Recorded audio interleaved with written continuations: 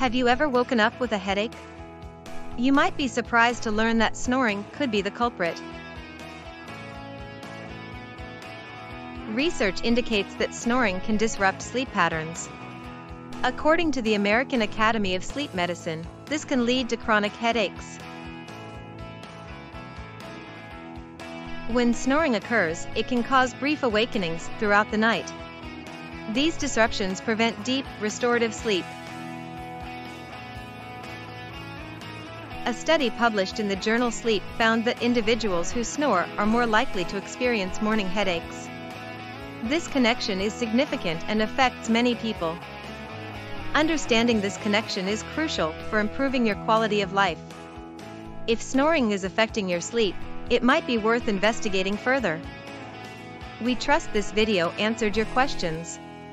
Remember, you can always contact one of the healthcare professionals in the sleep department at Enticare if you have any questions.